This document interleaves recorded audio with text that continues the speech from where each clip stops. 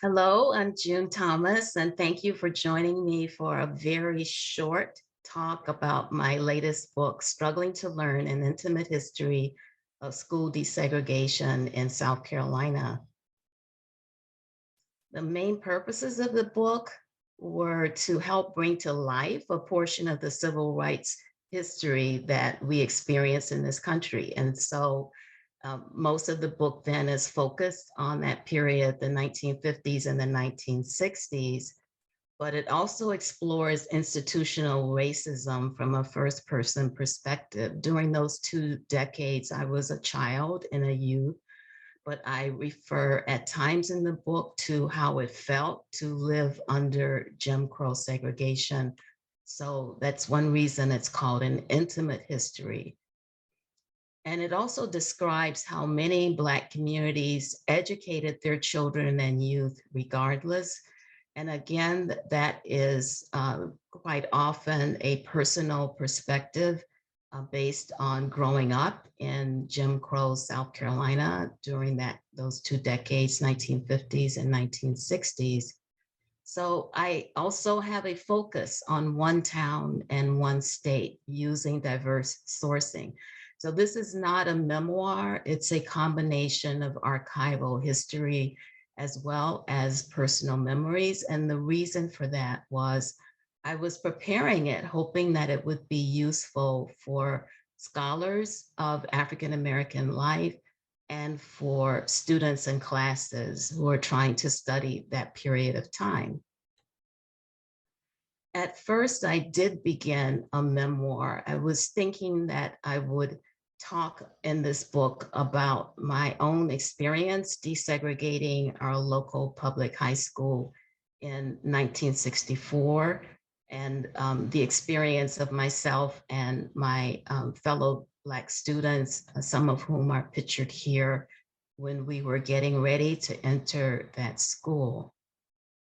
But I then grew more interested in a broader timeline. And so I stretched it to look in particular at the period from 1947, which was when true agitation among the Black community began for equal education, all the way to 1974, which was the court-ordered complete desegregation of schools. And that way, my own experience in 1964 is centered in that broader history.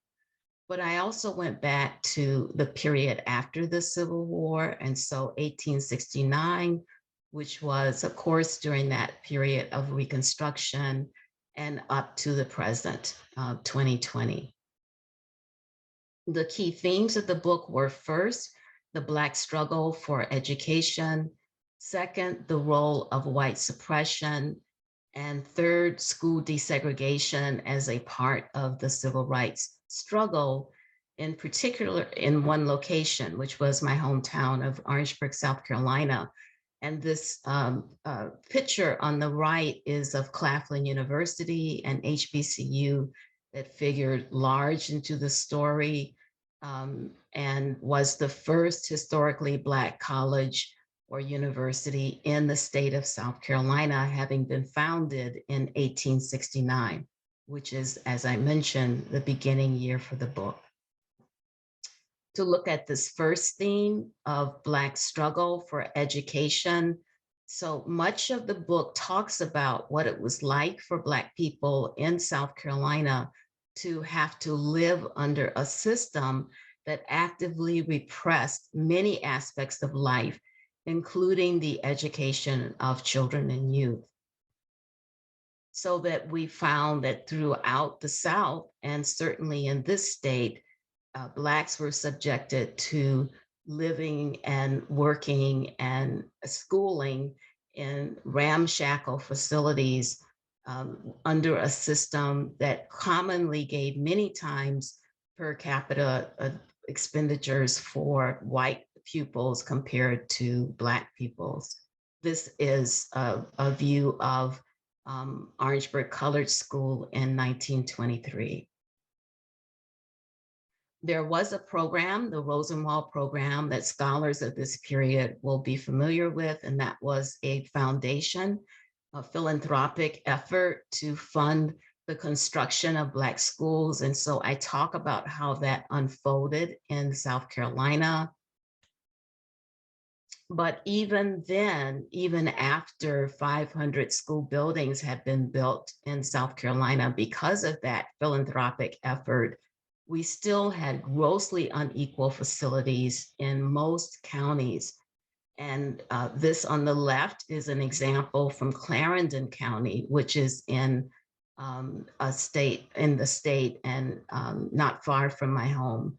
And then on the right, you see a schematic drawing that's available in the book of the two HBCUs, Claflin University and South Carolina State University. And I pay particular attention to the underfunding of the only public university funded for Blacks in the state of South Carolina, and that was South Carolina State University, and the implications of lack of funding for something so fundamental as the education of Black teachers. The second major theme is white suppression, and the focus in the book is to look in particular at the nature of white supremacy and how that played out in terms of education, as well as in terms of public accommodations. So in terms of education, I have much data and many statistics, and also some personal family stories about lack of education that was due directly to the workings of white supremacy in this state.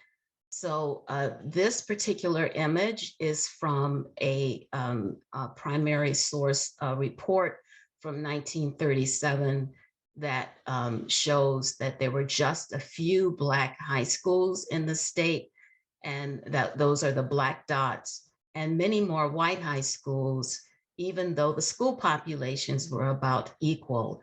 And that is because of this history of white supremacy. I also describe some of the white supremacists who defended not only segregation, but in particular school desegregation after the 1954 Brown decision. And I did explore their archives and offer some insights into the arguments that they were making, as well as the counter arguments that might be made. And then the third major theme is school desegregation as civil rights strategy. And so this picture at the top, which again includes those of us who were desegregating in my hometown, but also on the bottom, there are several pictures that talk about the civil rights strategy in South Carolina and how that played out in our particular town. So when you begin to talk about school desegregation, many people begin with the Brown v. Topeka Board of Education in Kansas, but actually predating that was the Briggs v. Elliott case in South Carolina with protests that arose in 1947, and then a case that arose in 1951. And these are the plaintiffs. This case was rolled into the 5-case compendium that went before the US Supreme Court, and that we now know as Brown vs. Board of Education. And we also had homegrown civil rights leaders. And so while I talk about some of the more famous leaders in the civil rights struggle, I focus on those that were more homegrown, how that looked in terms of local leadership. And so you see 3 of those leaders here.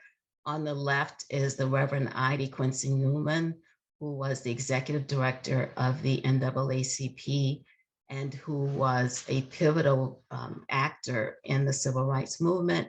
And I discuss how they included school desegregation as part of the civil rights strategy.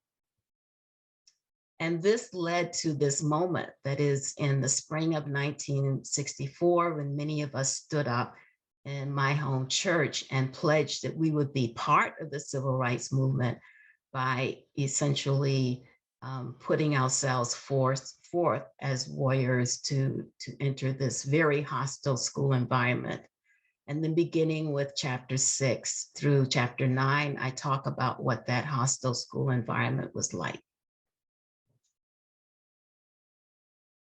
So the main purposes of the book, just to recap, were to help bring to life a portion of civil rights history, to explore institutional racism from a first person perspective, which is my own perspective, but also that of my family, but to describe how many Black communities educated their children and youth in spite of institutional racism that they experienced in one town and in one state, but using a compendium of sources, not only personal and family history, but also archival research to essentially buttress the story and make it something that would be of interest to an academic readership as well as to university students.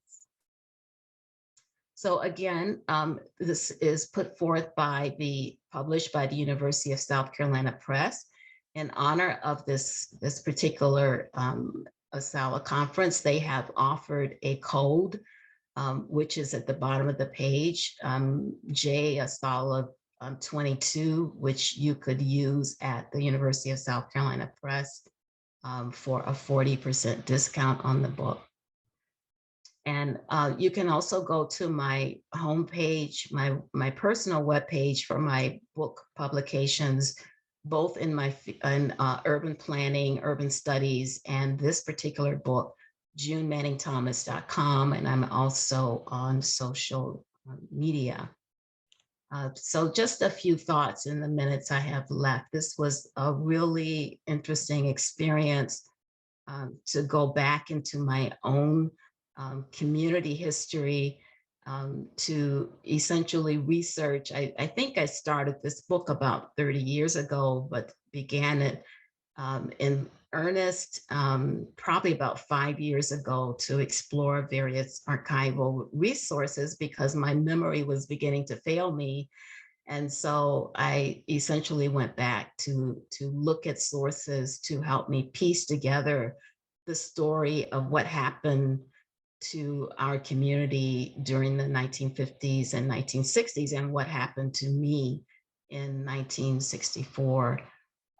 What I learned, I think, most from this experience was I gained a new understanding of the barriers that we face, particularly in terms of public education, and a new understanding of how that translates into the status of Black people today. There was so much repression in all spheres of life, but most notably, as described in this book, of the education of school children and of college and university students, that it's amazing that we have accomplished so much as we have in these years.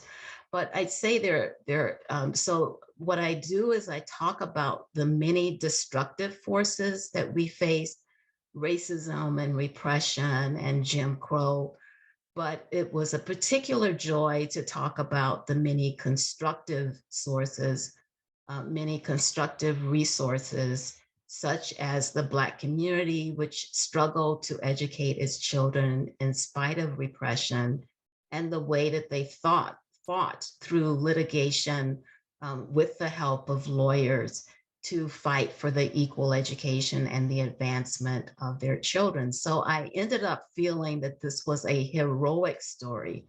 It was a story of struggle, but it was a story of heroism as well. So thank you again for joining me in just a brief and hopefully a bit spectacular moment about my experience writing this book.